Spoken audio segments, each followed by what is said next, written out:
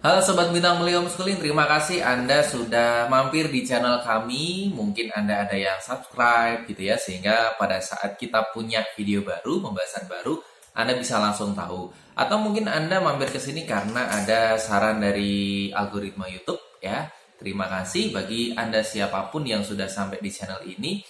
Perkenalkan, kami adalah Bintang Mulia Homeschooling, homeschooling online yang kantor pusatnya itu ada di Kudus, Jawa Tengah. Tapi anak-anak kita itu ada di penjuru Indonesia gitu ya, atau malah saya bilang mungkin bisa sampai di luar Indonesia.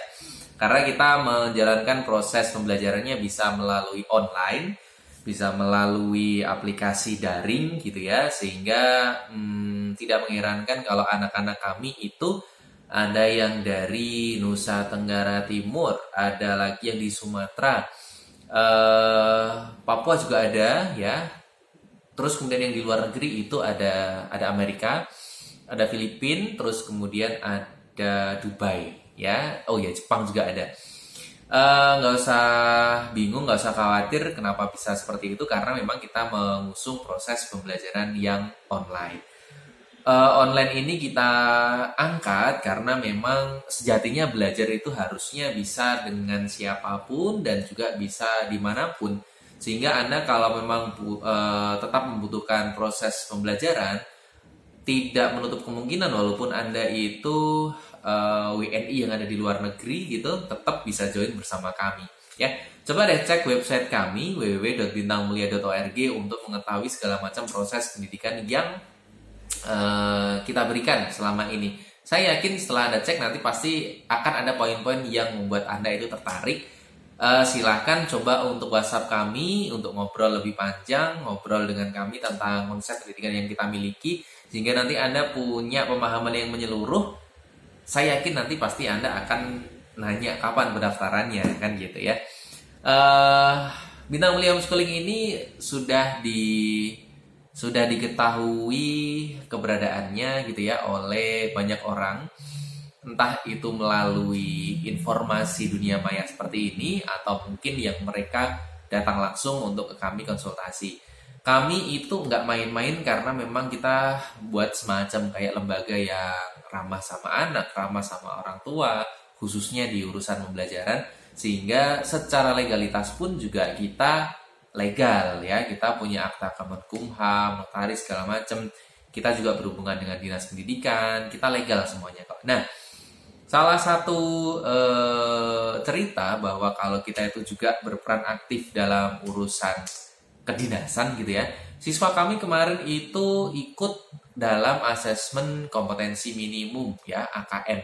Kalau ada yang belum tahu tentang AKM ini itu adalah kegiatan ya, kegiatan tes lah, kegiatan untuk pengerjaan soal, di mana ini adalah kegiatan sebagai pengganti UN. UN ini kemarin kan sudah dihapus.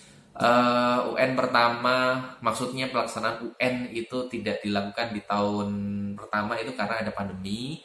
Tahun kedua juga sama karena ada pandemi juga, tapi sudah semakin disempurnakan karena semua berbarengan dengan keputusan Menteri Pendidikan yang memang sudah untuk mau di stop UN-nya ini. UN itu dihapus karena dianggap dia tidak berpihak pada kemajemukan kepribadian para siswa, kreativitas para siswa kan gitu. Karena UN hanya menilai 3 mapel 3 hari, di mana itu menentukan untuk semua mata pelajaran dan juga selama 6 atau 3 tahun kita bersekolah. Sehingga rasanya nggak fair. Harus ada cara lain nih untuk mengetahui sudah sejauh mana kualitas pendidikan kita. Makanya akhirnya UN hapus, diganti dengan AKM.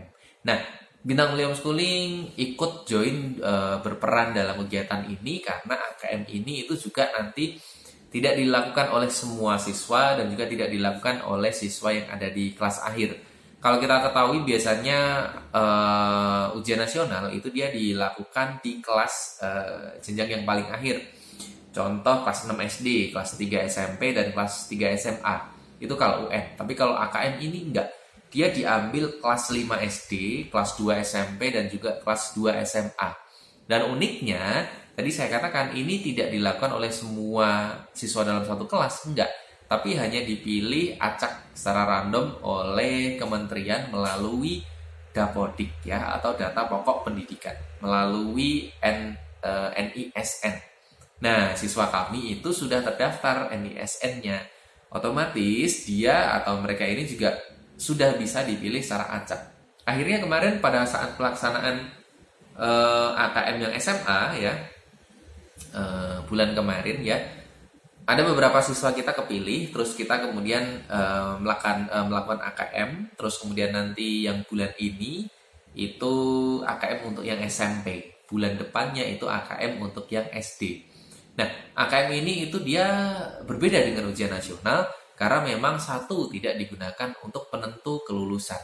Ya, jadi hawa-hawa tegangnya, hawa-hawa horornya anak-anak itu sudah nggak kayak zaman dulu lagi ya. Kalau UN itu kan sampai ada yang bilang nyari bocoran kunci jawaban lah, ada yang sampai mau ngerjain itu sakit, dan yang paling sering adalah menjelang ujian nasional biasanya sekolah-sekolah itu melakukan drilling soal ya, ada les tambahan dan lain sebagainya.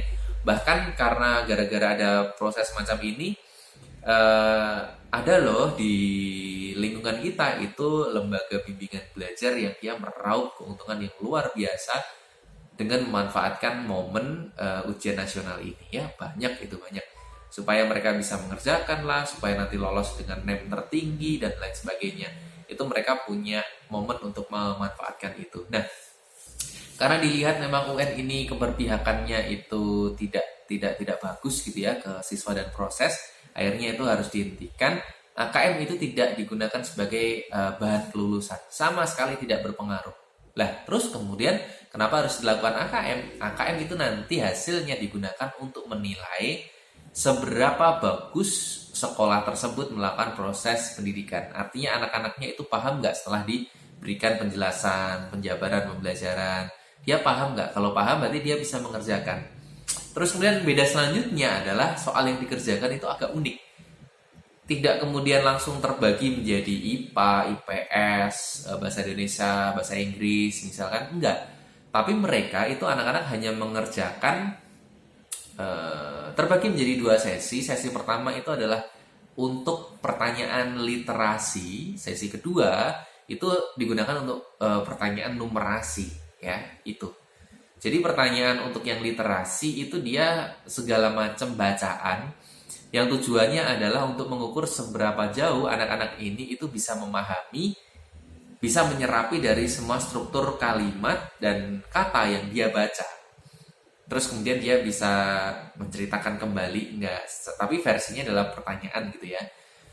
Terus kemudian dia bisa mengingat tentang, tadi cerita tentang apa ya, alur gagasannya apa, paragrafnya tadi, poin utamanya apa. Itu untuk yang literasi. Kemudian untuk yang numerasi itu adalah kecerdasan logika dalam hal berpikir untuk yang kaitannya dengan angka. Tentu soalnya itu bukan 2X tambah 2Y, bukan seperti itu, tapi ada semacam kayak soal cerita, kemudian dia membaca, dia bisa memahami nggak struktur kalimatnya sehingga dia bisa mendapatkan poinnya. Oh berarti ini ditambah ini dikurangi ini. Nah itu semuanya melalui proses ada semacam soal cerita. Lagi-lagi ini adalah sesuatu hal yang baru untuk kita yang ada di Indonesia, karena sebetulnya kita sudah terlalu lama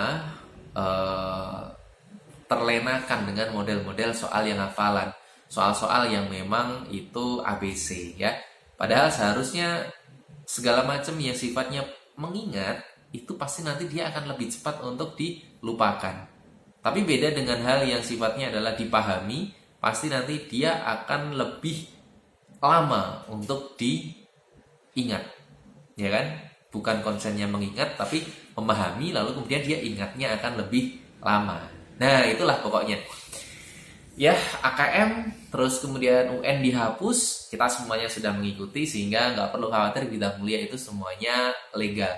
Tapi yang perlu Anda ketahui dari setelah menyaksikan video ini adalah kalau pemerintah itu sudah mulai mencoba untuk dia berbenah, untuk menyajikan proses pembelajaran yang memang humanis, yang memang lebih ramah anak, apalagi ramah untuk proses perkembangan psikologisnya, maka kita yang ada di rumah sebagai orang tua yang mendampingi, yuk juga berubah ya.